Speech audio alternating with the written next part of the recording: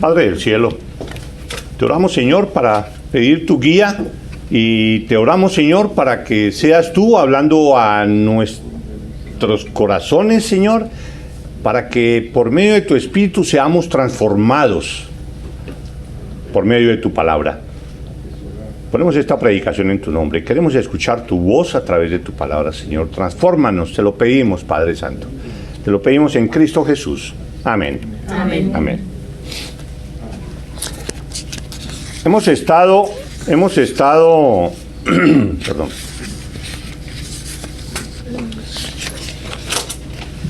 Hemos estado hablando del capítulo 4 del Evangelio de Juan.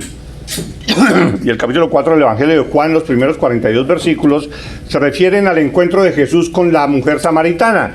Un pasaje por todos conocido y del que se pueden sacar cantidad de enseñanzas y cantidad de muestras por parte de Jesús, por parte de Dios, de muchas cosas. Del papel de la mujer, cómo es la salvación, y más que todo en este pasaje se ve a Jesús evangelizando. Sabemos que el enfoque principal de Juan para este pasaje y para todos los demás pasajes de su evangelio, pues es demostrar por medio de testimonios, por medio de situaciones, por medio de varios medios, poder mostrar de que Jesús es el Hijo de Dios y que creyendo en eso, la persona puede ser salva. Ese es el objetivo general de Juan. Pero en medio de toda esa presentación de testimonios y presentación de esas demostraciones de que eso es cierto, está hay entreverados una cantidad de enseñanzas sobre evangelización y muchos otros aspectos, y eso es lo que vamos a ver ahora, algunos de ellos. Haciendo un poquito de recuento, sabemos que el capítulo 4 empieza diciendo: cuando pues el Señor entendió que los fariseos habían oído decir, Jesús hace y bautiza más discípulos que Juan, aunque Jesús no bautizaba sino sus discípulos, salió de Judea y se fue otra vez a Galilea. Entonces nos empieza a relatar cómo fue todo el cuadro que enmarcaba su encuentro con la mujer samaritana. Habíamos hablado, se traslapan los ministerios de Juan el Bautista con el de Jesús. El ministerio de Jesús estaba aumentando bastante porque Jesús pues es Jesús, y además de eso él hacía milagros. El ministerio de Juan venía ya decayendo porque pues Juan no hacía milagros, Juan el Bautista, y Jesús, pues, debido a ese traslapo y debido a esa transición tan especial que se presenta entre el Antiguo Testamento y el Nuevo Testamento, entre el Antiguo Pacto y el Nuevo Pacto, en toda esa situación, pues hombre, ese momento no es fácil comprenderlo completamente, y Jesús decide más bien irse para otra área para no interferir con el ministerio de Juan el Bautista. Entonces él decide irse al norte, a Galilea, y para ir allá entonces pasa por Samaria. Había otros caminos para ir al norte, pero él escoge Samaria. ¿Por qué? Porque tenía que encontrarse con la mujer samaritana. Y más adelante vamos a ver de que esa es una muestra de la forma como Jesús te busca. A ti que todavía no eres cristiano, la forma como Jesús busca a las personas. Y lo vamos a ver ahora. Él tenía esa cita celestial, como algunos le llaman, con la mujer samaritana, y organizó todo para que eso sucediera. Llegó allá. Llegó allá con sus discípulos a Sicar, una ciudad de Samaria. Samaria, todos sabemos que todos los samaritanos eran odiados por los judíos, porque los samaritanos se habían juntado con los pueblos paganos que vinieron de Asiria, cuando los de Asiria se llevaron a la mayoría del pueblo judío. Entonces trajeron todas esas personas de pueblos paganos y los judíos que permanecieron ahí se juntaron con esos paganos y eso los hizo proscritos, digámoslo así, por parte de los demás judíos, y los odiaban a todos los samaritanos, nada que ver con los samaritanos, no pase por ahí, vaya por cualquier otro lado, no vaya a pasar por Samaria, era la costumbre de los judíos. Pero Jesús, ¿qué hizo? No, yo voy por Samaria, y él decidió irse por ahí para su viaje hacia el norte. Entonces, llegando allá a Sicar, pues tenía su cita, digámoslo así, con esta mujer, y le dijo a los apóstoles: vayan a Sicar, vayan y consigan comida, yo me voy a quedar aquí en este pozo, un pozo que a donde venían las personas de Sicar a tomar agua. Aunque había más pozos más cerca de Sicar, él se quedó allí, en ese pozo, un pozo que había sido dado a Samaria o al pueblo judío por Jacob. Jacob les compró una serie de terrenos y en uno de esos terrenos él construyó ese pozo. Y con ese pozo pues se alimentaron muchos del pueblo judío y el ganado de Jacob y demás. Entonces esa era la situación. Entonces él llegó ahí, envió a los apóstoles, a los discípulos a comprar comida porque estaban cansados, habían caminado más de 20 millas o kilómetros o lo que sea y estaban cansados. Era el mediodía y entonces se sentó ahí y llegó una mujer a sacar agua del pozo. Raro que hubiera llegado a esa hora porque normalmente vienen a las 6 de la tarde cuando el sol ya no está tan fuerte. Pero había llegado a esa hora, llegó a esa hora, ¿por qué? Dice uno, qué casualidad. Pues sabe uno que no es casualidad, todo es la providencia de Dios. Nada sucede si no es porque Él lo programa y hace que suceda de esa manera. Ahí llegó esa mujer y entonces estaba solo Jesús. Jesús, llegó ella a sacar agua, llegó con su cántaro. Imagino un cántaro grande y de pronto con un madero ahí para cargarlo, para llevar su agua a Sicar. Entonces llega ahí y Jesús le dijo: ¿me regalas un poco de agua? Tengo sed, estoy cansado, ¿me regalas agua? Y entonces ahí es donde viene la primera actitud de Jesús, mostrando cómo se evangeliza, cómo se entroniza cada quien, cómo debemos nosotros aprender a introducirnos en alguna relación o en alguna conversación con cualquier otra persona que nosotros no conocemos. Y entonces viene Jesús y le habla. Y la mujer, ¿cómo? Usted, un judío, me va a decir a mí, me va a hablar a mí, ¿cómo? Eso no se hace, es que usted no sabe, yo soy mujer y soy mujer samaritana además de todo. Entonces, Jesús, ¿no? ¿Eso qué tiene que ver? Y ahí es donde se ve lo primero. Jesús no hace ninguna discriminación de nadie, sino que entra en contacto con cualquier persona, de dinero, de no dinero, de pobre, culto, no culto, presidiario, lo que sea. Él no pone condiciones, no hace acepción de personas y entra a hablar con esa persona, pasándose por encima costumbres, religiones, lo que sea. Él habló y habló con ella, pidiéndole agua. ¿Sí? Y empieza todo este proceso de Jesús para llevar a esa mujer a la salvación. ¿Qué le dijo? ¿Cómo la llevó? ¿Qué hizo Jesús para poder producir eso en ella? Y es lo que nos está narrando Juan aquí. ¿Cómo tú, siendo judío, me pides a mí de beber? Que soy mujer samaritana, porque judío y samaritano no se tratan entre sí. Respondió Jesús y le dijo: si conocieras, ahí ya. Él empezó con algo normal, algo de la vida diaria. Tengo sed, tú vas a sacar agua, regálame agua, algo corriente. Y así es que nosotros debemos empezar cualquier conversación con alguna persona, con las cosas corrientes de la vida.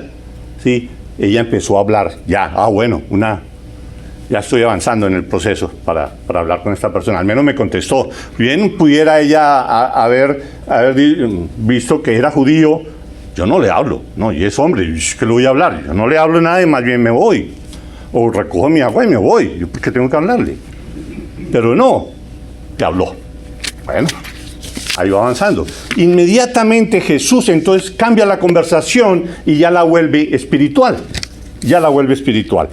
Entonces le contesta, si conocieras, bueno, ¿cómo tú siendo judío me pides a mí de beber que soy mujer samaritana? Porque judíos y samaritanos no se tratan entre sí, no usan los mismos utensilios, no se tratan.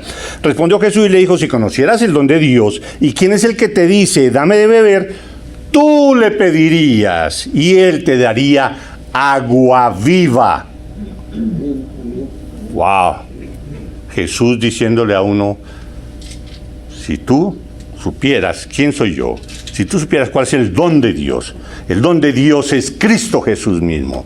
Ese es el don de Dios, es el gran don de Dios. Por ese don de Dios es que nosotros estamos aquí reunidos, porque Dios nos dio ese don de Cristo Jesús y por medio de la fe pudimos creer y podemos estar aquí reunidos como hijos de Dios. Si conocieras el don de Dios y quién es el que te dice, dame agua, tú le pedirías a él. Si tú supieras que yo soy el Mesías, que yo soy Jesús, tú me pedirías agua. Y no cualquier agua, sino agua viva. No esta agua. Cualquiera que tome esta agua, pues va a tener sed más tarde. Pero el agua que yo te daré no te va a volver a dar sed nunca. Es lo que dice Jesús. ¿Agua? ¿Tú me vas a dar agua? ¿De dónde la vas a sacar si ni siquiera tienes con qué sacarla? ¿Cómo me vas a dar agua? Ella no entendía que eso era una cuestión espiritual, ¿sí? Jesús le siguió insistiendo, el que bebiere el agua que yo le daré no tendrá sed jamás, sino que el agua que yo le daré será en él una fuente de agua que salte para vida eterna. La mujer le dijo, Señor, dame de esa agua para que no tenga yo sed ni venga aquí a sacarla. Ella seguía sin entender de que era una cuestión espiritual. Ve, me va a dar un agua que yo no sé de qué me está hablando, pero me va a dar un agua y que yo no tengo que venir aquí porque es un agua que salte para vida eterna. Jesús diciéndole, el agua que yo te doy es tu salvación, es el bienestar, es la vida eterna. Lo que yo te estoy ofreciendo es vida en abundancia. Vida eterna, tu relación con Dios. Eso es lo que yo te estoy ofreciendo. Dios es esto, Dios es amor, Dios es misericordioso, Dios tiene gracia para ti y para todos los que sean. Fíjate, yo no hago discriminación de nadie. Todos tienen derecho a esa gracia de Dios. Amén. La mujer le dijo, Señor, dame esa agua para que yo no tenga que venir aquí a sacarla más. Entonces, ahí va el proceso de evangelismo, ¿sí? Mostrándole las bondades de Dios. Y muchos que presentan el evangelio, ese es el evangelio que presentan. Esa es la evangelización que se hace, mostrando todas las bondades de Dios, mostrando el amor de Dios, mostrando el consuelo, mostrando la sanidad, mostrando la provisión diaria, mostrando todas las bendiciones de Dios. Y Dios no es sino que tú le pidas y Él te dará, y te dará ríos de agua viva y ríos de medicinas para tus enfermedades y ríos de dinero para que puedas solucionar todos tus problemas. Dios es Dios, Dios provee, y ahí se queda la evangelización. Eso es un evangelismo falso, porque se está quedando en la mitad. ¿Dios hace todo eso? Sí, hace todo eso cuando Él quiere y a quien quiere, y mucho más que nosotros ni nos podemos imaginar. Pero en lo que se refiere a el proceso de salvación, eso no es sino una parte de que yo voy a Jesús porque Él me soluciona todo. Pues ¿quién va a decir que no?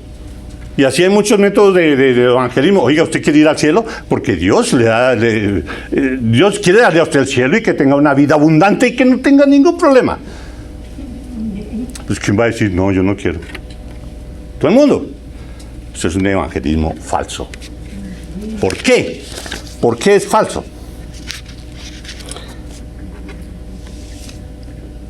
Porque no se habla de la otra parte, la cual Jesús empieza a decirle.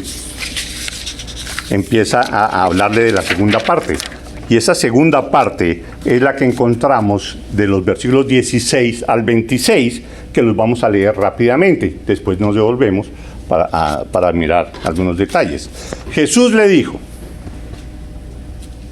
vuelvo y digo, enmarquémonos en que es la evangelización de Cristo Jesús, la evangelización de Cristo Jesús a esta mujer. Jesús le dijo, ve y llama a tu marido y ven acá. Algo normal. ¿Sí? Si quieres de esa agua, no es solo para ti, ve y llama a tu marido. Respondió la mujer y dijo, no tengo marido. Yo no quiero meterme en problemas con este señor. Yo no tengo marido. Usted no debe saber nada. Si le digo no tiene marido, pues no me va a seguir molestando. Pero vamos a leerlo seguido y después nos volvemos un poquito. Respondió la mujer y dijo, no tengo marido. Jesús le dijo, bien has dicho, no tengo marido. Porque 5 maridos has tenido y el que ahora tienes no es tu marido. Esto has dicho con verdad. Le dijo la mujer, Señor, me parece que tú eres profeta. Nuestros padres adoraron en este monte y vosotros decís que en Jerusalén es el lugar donde se debe adorar. Jesús le dijo, mujer, créeme, que la hora viene cuando ni en este monte ni en Jerusalén adoraréis al Padre. Vosotros adoráis lo que no sabéis. Nosotros adoramos lo que sabemos, porque la salvación viene de los judíos. Mas la hora viene, y ahora es cuando los verdaderos adoradores adorarán al Padre en espíritu y en verdad. Porque también el Padre tales adoradores busca que le adoren. Dios es espíritu, y los que le adoran en espíritu y en verdad es necesario que lo adoren. Le dijo la mujer, sé que ha de venir el Mesías, llamado el Cristo. Cuando Él venga, nos declarará todas las cosas. Jesús le dijo, yo soy el que habla contigo. Yo soy el Mesías. En algunas otras traducciones dice, yo soy quien habla contigo. No, dice es, yo quien habla contigo soy. No, una forma diferente de armar la frase. Yo quien habla contigo soy. Para seguir con esa misma estructura del yo soy de Dios.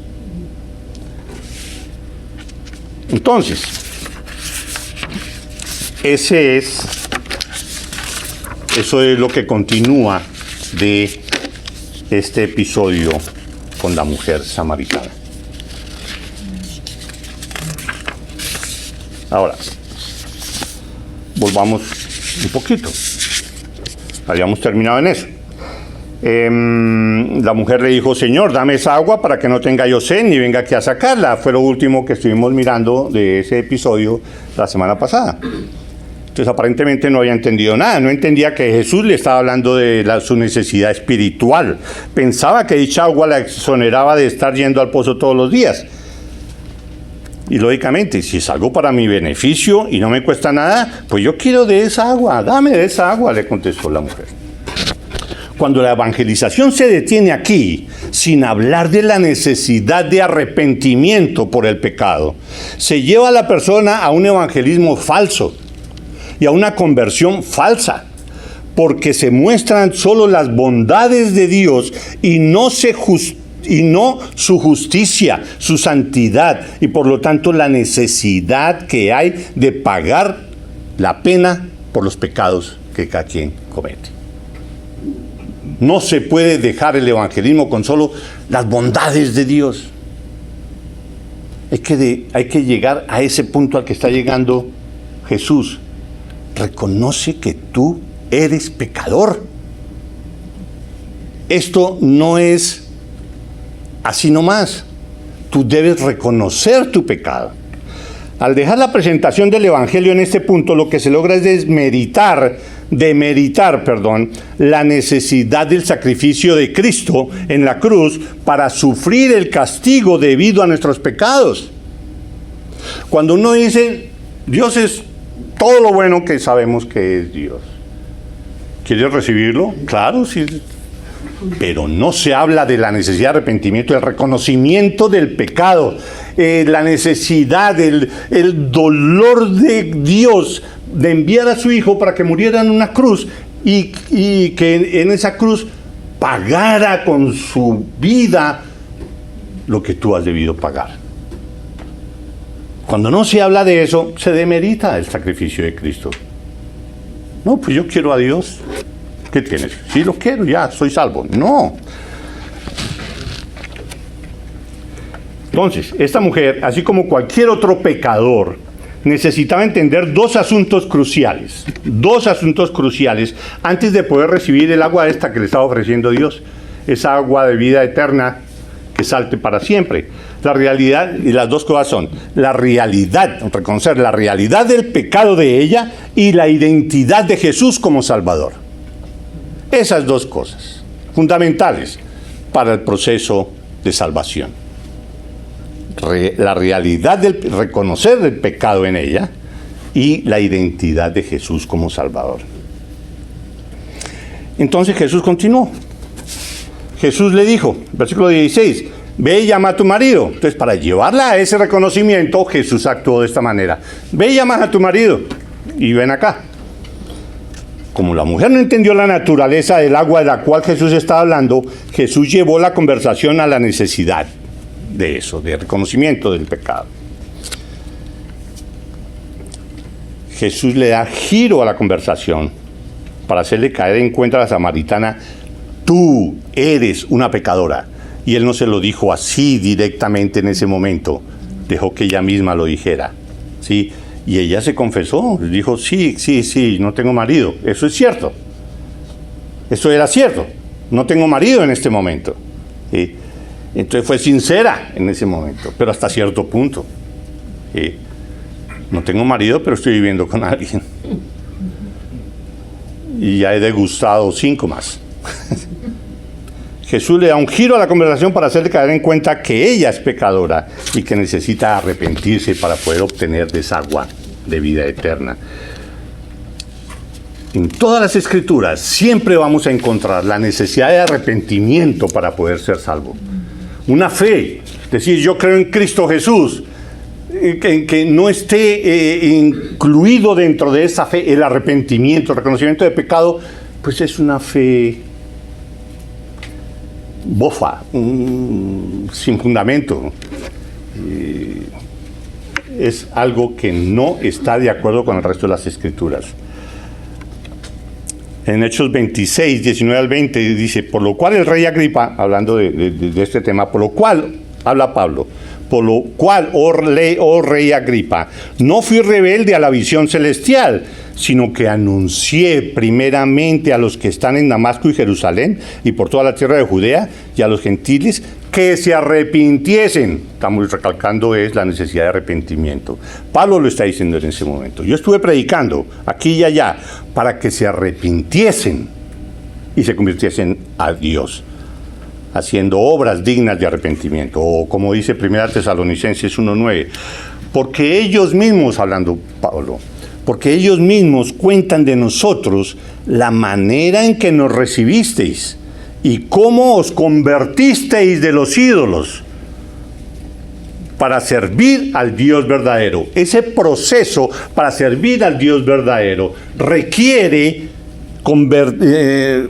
convertirse de los ídolos, salirse de esa práctica, renunciar a ese pecado y dedicarse a amar y adorar a Dios. Entonces, el arrepentimiento no es solo sentir pesar, uy, sí, yo me siento mal por haber pecado, uy. No es solo eso. Thomas Watson, un predicador puritano del siglo XVII, hacía una descripción muy buena, muy exacta de lo que es el verdadero arrepentimiento. Y él decía así, es arrepentimiento. El arrepentimiento, es una medicina espiritual compuesta de 6 ingredientes especiales. Todos son necesarios. Los ingredientes son los siguientes para que tú mires si tu arrepentimiento es verdadero. Eso sirve para todos nosotros. Confrontémonos nosotros con esto. ¿En realidad estás arrepentido por tu pecado? ¿Llamas a eso arrepentimiento el que te sientes mal? Uy, sí, la embarré y listo. Primero, reconocimiento de pecado. Ok, reconozco que esto que hice, que estoy haciendo, va en contra de lo que Dios me dice que debo hacer. Entonces, reconocimiento de pecado, dolor por el pecado. Tercero, confesión de pecado. Decirlo, confesión de pecado. Vergüenza por el pecado, sentirse uno mal por haber pecado. Odio por el pecado. Y por último, abandono del pecado. En realidad, cuando nos arrepentimos de algún pecado que hemos cometido contra Dios, aún siendo cristianos, en realidad llamamos a eso arrepentimiento. En realidad están incluidos estos, y debe haber muchos otros ingredientes de ese remedio que se llama arrepentimiento. En realidad sentimos ese odio y luchamos de esa manera contra el pecado. Otro puritano, otro escritor tiene un libro que se llama Mortificar al pecado. ¿Cómo mortificar al pecado? ¿Cómo matar el pecado en mi vida? ¿Cómo yo, trabajando en conjunto con el Espíritu Santo, cómo me entrego a Él y me lleno de Él para yo poder mortificar y matar al pecado en mi vida? De esa manera nosotros nos arrepentimos. O como ya somos cristianos, pues sí, yo sí estoy arrepentido, sí, está mal. Hice lo que no debía y listo. ¿Es eso el verdadero arrepentimiento el que tú sientes? ¿El que tú experimentas? Reconocimiento de pecado, dolor por el pecado, confesión de pecado, vergüenza por el pecado, odio por el pecado y abandono del pecado. No tiene ningún sentido de que, uy, sí, yo estoy muy arrepentido de esto y sigo haciendo lo mismo el día siguiente. No es nada. No es arrepentimiento. Cristo murió en vano en la cruz, si tú tomas el arrepentimiento de esa manera. Que fue mucho lo que sufrió Cristo allá, por ese pecado que estás arrepentido. Entonces, siguiendo con el pasaje de la samaritana, respondió la mujer y le dijo: no tengo marido. Cuando le dijo Jesús, ve y trae a tu marido. No tengo marido. Jesús le dijo: bien has dicho, no tengo marido. La felicitó por su sinceridad. No tengo marido.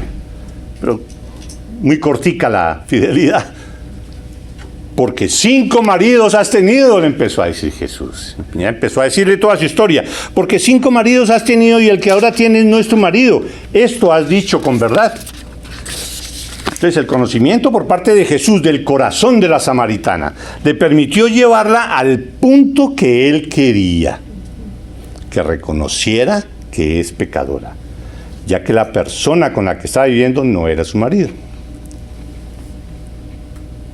Entre paréntesis, al hacer Jesús este reconocimiento de que ni siquiera llamó marido a la persona con la última que estaba, esta samaritana, podemos ver que para Jesús el hecho de que alguien viva con otra persona en unión libre no significa que eso está bien y que se pueda aceptar dicha relación. No. Para Jesús el matrimonio es algo sagrado y representa un pacto que debe ser reconocido de manera pública, de una manera formal y de una manera oficial, legal. Eso es serio. Eso no es de que sí, ahí estamos viviendo juntos y listo. Somos como marido y mujer. Mejor que marido y mujer somos. No, nada de eso. El matrimonio es estatuido por Dios y ese se debe respetar en cualquier parte. Las escrituras rechazan completamente la unión libre. Entonces Jesús la felicitó parcialmente, o pues la felicitó por su parcial sinceridad, ¿sí? Y fue más allá y desenmascaró por completo su pecado. Tú has vivido con 5. Le dijo la mujer, Señor, ella al verse ya descubierta, wow, Señor, parece que tú eres profeta. Ya no eres un simple judío que está ahí pidiendo agua. No, parece que tú eres profeta si sabes esto que me estás diciendo. Tú eres profeta. La mujer ya no pensaba de Jesús como un judío más. Reconocía que era especial. Y esta es una demostración más de la omnisciencia de Jesús. Su parte divina, omnisciente. Él es Dios. Jesús es Dios. En ese momento la mujer cayó en cuenta de su pecado y vio la necesidad de que tenía que solucionar eso. ¿Cómo soluciono eso? Soy pecadora. ¿Qué hago ahora? No, pues, de acuerdo a las costumbres, hasta ese momento, ¿qué se hacía para obtener perdón de pecados? Ir a adorar a Dios, ir a llevar un sacrificio para poder pagar por su pecado. Era lo que normalmente se hacía, ¿sí? Entonces, inmediatamente vino a su mente ir a adorar. Entonces, pero no sabía dónde adorar. ¿Cómo hago? Yo tengo que sí, soy pecador, ahora necesito perdón. ¿Dónde voy a adorar? Identificación entre lo que es adoración y salvación. ¿Qué tengo que hacer para ser salvo? ¿Qué tengo que hacer para adorar verdaderamente a Dios para que me salve, para que me perdone? Entonces contesta, nuestros padres adoraron en este monte, dice la mujer. Nuestros padres adoraron en este monte, y vosotros, judíos, decís que en Jerusalén es el lugar donde se debe adorar. ¿Sí? Y hay una parte de historia ahí que explica por qué eso es así, y se remonta al Antiguo Testamento, y se demuestra por qué los samaritanos escogieron el monte de Gerizim para hacer allí su templo y su adoración, mientras que los judíos continuaron con lo de Jerusalén. ¿A dónde debo ir a adorar para el perdón de mis pecados? Como reconocía que Jesús era un profeta, por eso le preguntó, oiga, ya que usted es un profeta, ¿por qué no me dice entonces aquí dónde tengo que ir? ¿Allí o allá? Jesús le dijo, mujer, créeme. Jesús diciéndole, créeme. Dios diciéndole a la samaritana, créeme. ¿Qué tal eso? Bueno, créeme que la hora viene cuando en este momento, cuando ni en este monte ni en Jerusalén adoraréis al Padre. Cuando dice, la hora viene, Jesús se está refiriendo a la hora de su muerte, la hora de su crucifixión, la hora del pago por ese pecado que ella está cometiendo. Ya viene la hora. Ya viene, ya está cerca. La hora viene. Ya me van a crucificar. Ya va a poder ser pago ese pecado tuyo por medio de mi crucifixión. La hora ya viene. O sea que el sitio donde se debe adorar pronto, donde se debe adorar pronto no tendrá importancia. Ya no, el monte Gerizim o Jerusalén, el templo de Jerusalén quedó destruido en el año 70 después de Cristo. Y el monte Gerizim, eso no tiene ningún significado. Ya lo importante es que la hora viene es que yo pueda morir en la cruz para que tú puedas perdonar pecado si te arrepientes y pones fe en el Mesías, en el Hijo de Dios. Entonces Jesús le dice, vosotros adoráis lo que no sabéis, nosotros adoramos lo que sabemos. Cuando Jesús dice, vosotros adoráis lo que no sabéis, se está refiriendo a todos los samaritanos.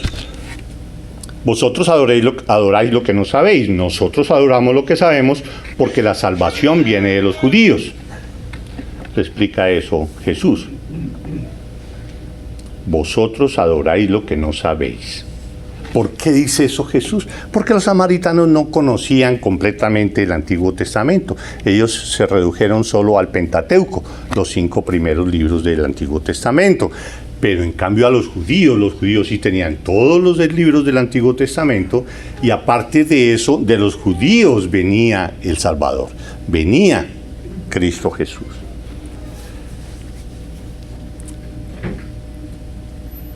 Entonces, para Jesús lo importante no era el sitio de la adoración, sino la naturaleza, el sentido, el alma de esa adoración. Como siempre, los humanos, los hombres como nosotros, nos vamos es a mirar lo exterior, nos vamos es a mirar el rito, la ceremonia, la vestimenta, nos vamos es a mirar esas cosas y no la verdadera adoración del corazón, la adoración espiritual, lo que en realidad vale. No de que si va con estos zapatos o va con esta camisa, no, eso es lo de menos. No si se pone todos esos sombreros raros que se ponen en la iglesia, eso es lo de menos.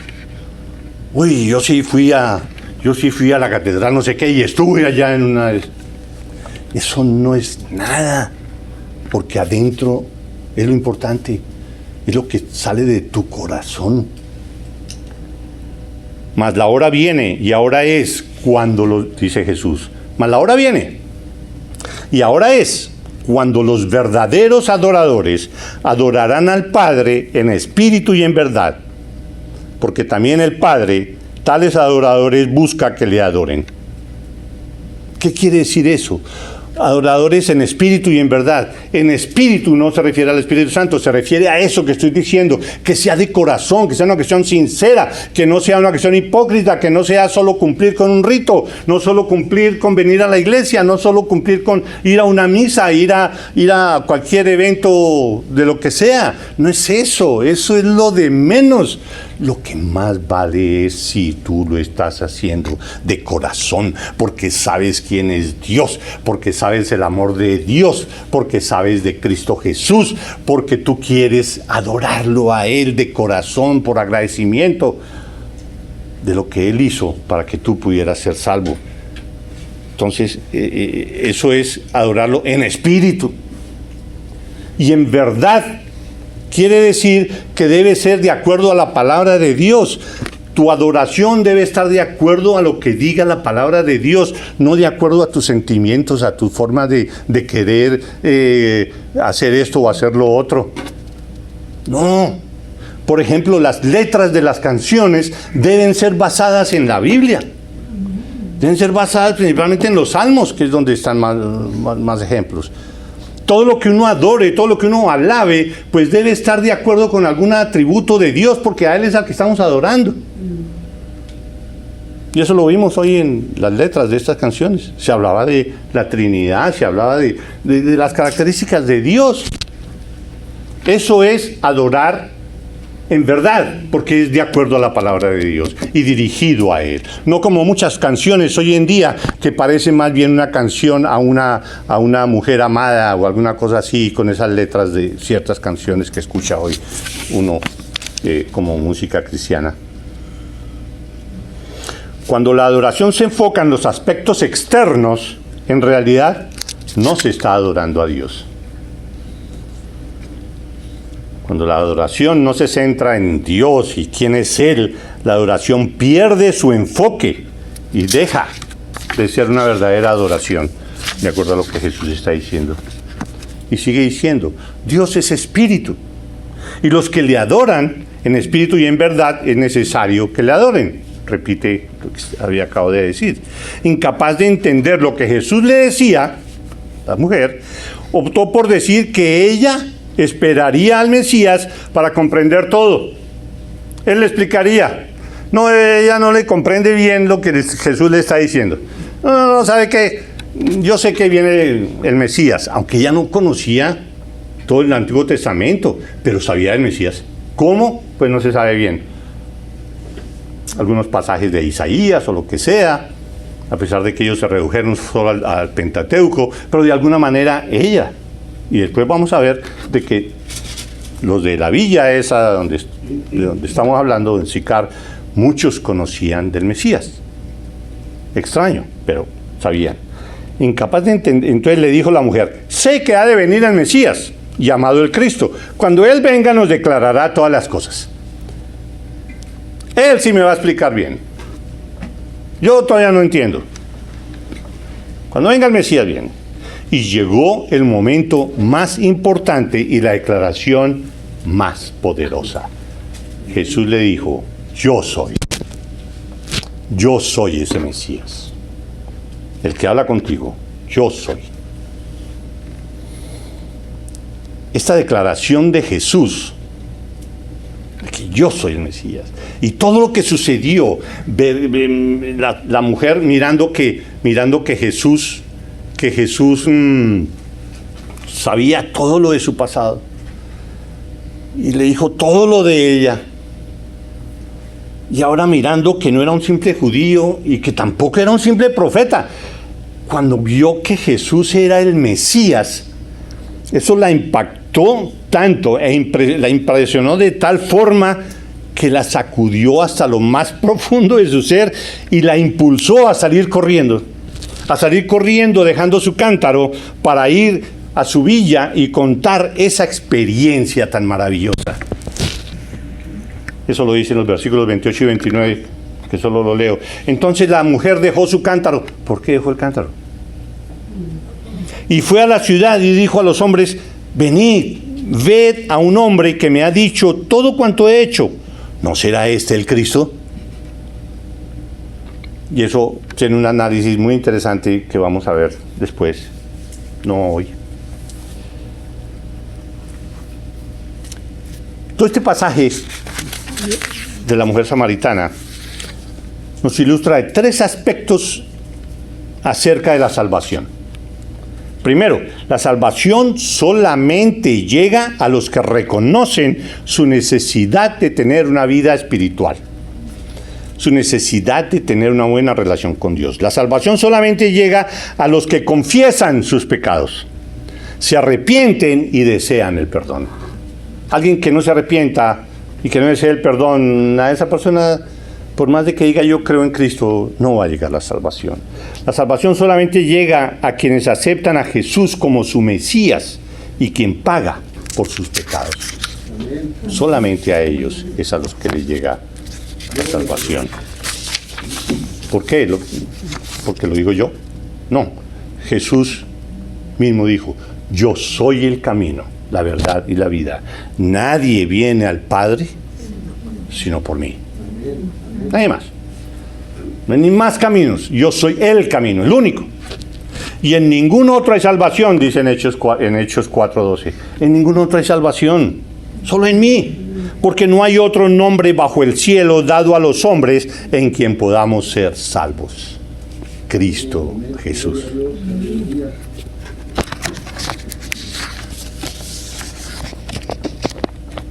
¿Nos arrepentimos de nuestros pecados? Y si tú no eres salvo, ¿te decides a arrepentirte de tus pecados? A pedirle a Dios, a venir de rodillas a la cruz y pedirle y rogarle que te dé la salvación. Si es sin arrepentimiento, no vengas. Debes creer en el Mesías. Y una muestra de que en realidad estás creyendo en Él es tu verdadero arrepentimiento, el reconocimiento del pecado. Hay muchos otros puntos para recalcar de todo esto, de todo este episodio. Solo leo uno o dos. Así como Jesús fue allá a esa cita a encontrarse con la mujer samaritana, Jesús te está buscando. Si tú no eres creyente, Jesús te está buscando. Así como fue allá la mujer samaritana. ¿Cuántas veces has rechazado ese llamado? ¿Cuántas veces Dios te ha dicho, oye, Pedro, oye, Juan, oye, vuelve tus ojos a mí? Y tú no le has vuelto los ojos. Porque el Hijo del Hombre vino a buscar y a salvar lo que se había perdido. Jesús te está buscando. Vuelve tus ojos a Él. Ahora, ten en cuenta que es una cita individual, la que Dios quiere contigo. Una cita individual entre Cristo y tú, entre Jesús y tú, no hay nadie por medio. Solo estaba Jesús y la mujer samaritana, nadie, ni siquiera los discípulos estaban por allá en otro lado. Asimismo, Cristo quiere reunirse contigo a solas, tú y Él. Nadie de por medio, solo tú y Él. Y no es solo para la salvación. Así debe ser nuestro proceso de santificación y nuestra vida cristiana, nuestra relación con Él. Él es el que me orienta, Él es mi guía, Él es mi soporte, Él es el que me lleva de la mano. Él, a mí, los dos. No por medio de esta persona, por medio de la otra. Una cosa también recalcar es que Jesús, en medio de todo ese pasaje, coloca a la mujer en el sitio que le corresponde. Muchos dicen que el cristianismo denigra a la mujer y que debe someterse siempre al hombre, sea lo que sea, pero tienen que someterse y cosas así. Aunque la Biblia dice, someteos unos a otros. Someteos unos a otros. Pero cuando dice la Biblia en Efesios 5, de que someteos unos a otros, parece como si nosotros entendiéramos, sí, yo te someto a ti y tú trata de someterme a mí a ver si puedes. No, es humildemente sométete a tu esposa, es humildemente sométete a tu esposo. Entonces coloca a la mujer donde es, solo que la mujer tiene un rol diferente, un papel diferente en la sociedad, pero no es de que sea menos o más que el hombre, tiene un papel diferente. El hombre es el líder, el responsable del hogar. La mujer es la ayuda idónea de ese líder. Es un papel diferente, no que sea menos. Y Jesús, al hablar con ella, sin importar que era mujer o que era samaritana, lo que sea, coloca a la mujer en el punto que es. La verdadera fe implica un verdadero arrepentimiento. No hay verdadera fe si no nos arrepentimos, ya lo vimos. Estamos en el nuevo pacto. Tenemos que reconocer que el velo, cuando murió Cristo, el velo en el templo se rasgó de arriba abajo. Se rasgó, queriendo mostrar de que todos los ritos, todas las ceremonias, todo lo que se hacía para perdón de pecados, todo eso ya dejó de existir. Ya nada de eso es valedero. Ya no. Ya lo único que vale es tu relación personal con Cristo Jesús y la fe que tú pongas en Él.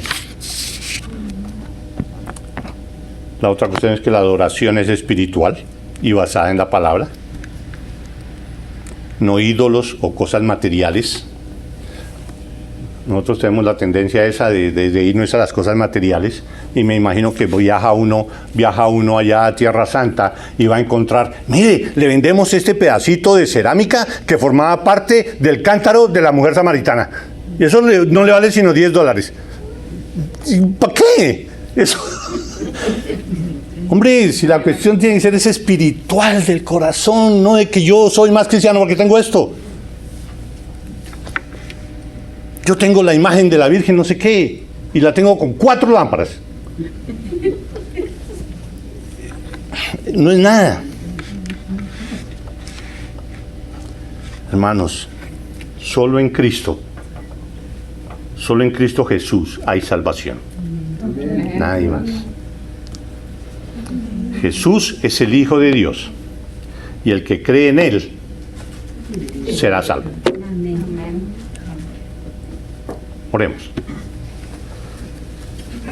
Padre, gracias por tu palabra, Señor. Gracias porque tú nos muestras, Señor, el verdadero sentido de creer en ti, el verdadero sentido de nuestra adoración a ti.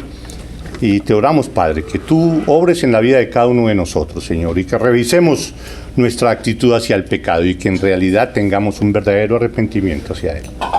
Ponemos en tus manos, Señor, nuestras vidas, pedimos tu guía, pedimos tu provisión, pedimos tu cuidado, pedimos que tú sigas bendiciéndonos como lo has hecho hasta el día de hoy. Te damos gracias, Señor, en Cristo Jesús. Amén. Amén.